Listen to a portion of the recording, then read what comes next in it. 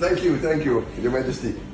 I'd like to maybe call on you maybe in next few weeks, if possible.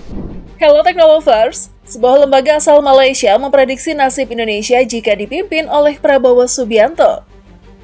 Lembaga tersebut adalah Chatham House dengan judul artikel Continuity Prabowo Means Change for Indonesia. Opini ini ditulis oleh mantan PM Malaysia yang mengawali opininya dengan berkisah tentang pengalamannya saat makan malam bersama Prabowo pada tahun 2013 lalu. Dalam pernyataannya tahun itu, Prabowo mengatakan bahwa akan mengguncang dunia apabila dirinya terpilih menjadi orang nomor 1 di Indonesia. Ketika saya makan siang bersama Prabowo Subianto pada tahun 2013, setahun sebelum upaya pertamanya yang gagal untuk terpilih sebagai Presiden Indonesia, dia masih mengasah semangat nasionalis yang berapi-api. Dia berjanji untuk mengguncang negara dan mencegahnya menjadi negara gagal. Tulisan opini tersebut kemudian menyatakan bahwa Prabowo akan mempunyai instingnya sendiri dalam memerintah. Meskipun hanya ada sedikit pembahasan rinci mengenai kebijakan dalam kampanyenya.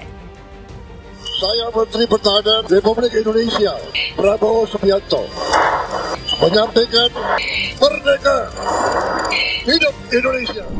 Misalnya di bidang ekonomi, Prabowo kemungkinan akan melanjutkan dorongan kontroversial Jokowi untuk membangun ibu kota baru senilai 33 miliar dolar Amerika Serikat di hutan Kalimantan. Selain itu, ia juga memiliki keinginan yang sama dengan Presiden Jokowi untuk mengubah Indonesia menjadi negara industri modern dan bukan sekedar eksportir komoditas mentah seperti nikel, bauksit, dan minyak sawit. Prabowo tampaknya tidak akan fokus seperti Jokowi dalam menarik investasi dan mengembangkan infrastruktur. Masih belum jelas bagaimana Prabowo akan mengimbangi rencananya yang berpotensi memakan banyak biaya untuk menjadikan Indonesia mandiri dalam hal pangan, mengingat posisi fiskal dan moneter negara yang terbatas.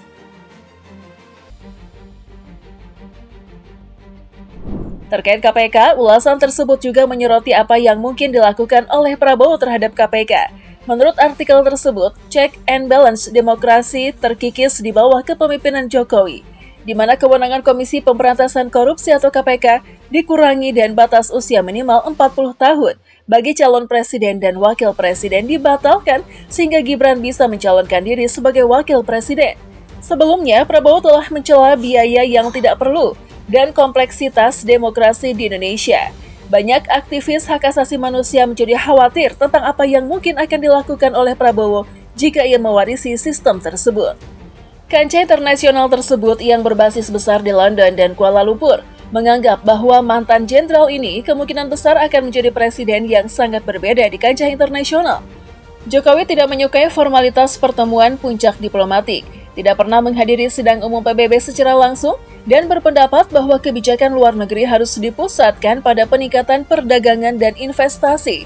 Di sisi lain, Prabowo adalah seseorang yang fasih berbahasa Inggris dan menyukai pusat perhatian dunia. Namun, dalam pidato nasionalisnya, ia sensitif terhadap campur tangan kekuatan asing.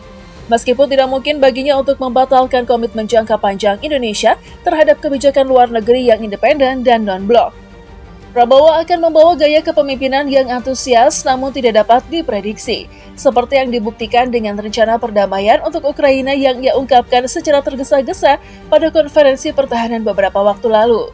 Seorang ahli taktik cerdas yang telah berupaya untuk menjadi presiden, SPKD Prabowo, memanfaatkan keinginan masyarakat Indonesia untuk melihat kelanjutan kebijakan Jokowi dan keinginan Jokowi untuk mempertahankan pengaruhnya setelah ia mundur. Namun, ketika ia sudah mendapatkan kekuasaan, Prabowo kemungkinan ingin menentukan agenda sendiri. Pakar senior Asia Tenggara dari Council of Foreign Relations atau CFR, Joshua Kwarlansik, menuliskan pandangannya mengenai calon presiden nomor urut Prabowo dalam tulisan yang diunggah di laman CFR.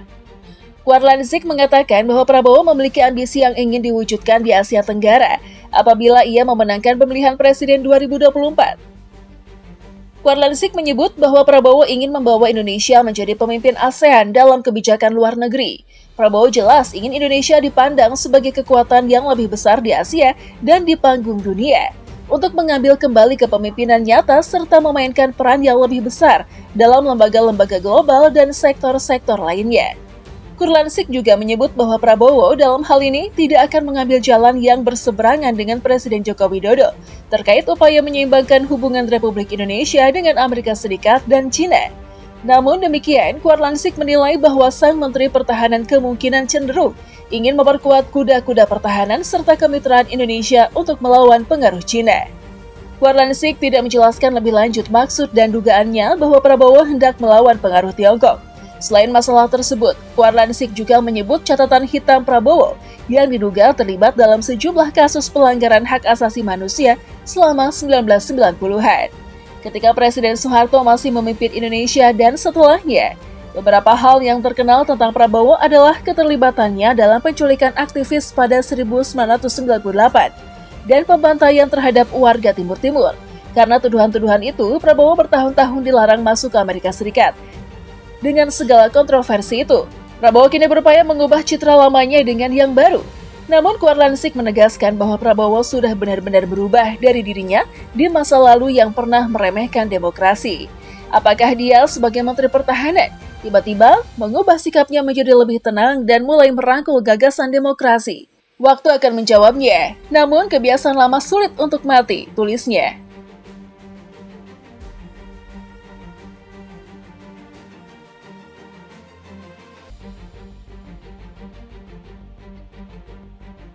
Tentu kita semua berharap bahwa pemimpin yang terpilih akan membawa kebaikan bagi semua warga Indonesia. Semoga yang terbaik untuk Indonesia dapat menjadi kenyataan.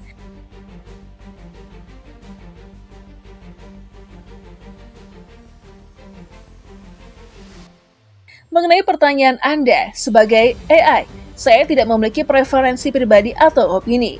Namun, saya senang melihat semangat Anda untuk mendukung dan memberikan komentar yang positif. Terima kasih atas partisipasinya. Sampai jumpa lagi di kesempatan berikutnya. Semoga harapan dan upaya kita bersama membawa dampak positif bagi negara kita. Jangan lupa like dan bagikan video ini ya. Bye!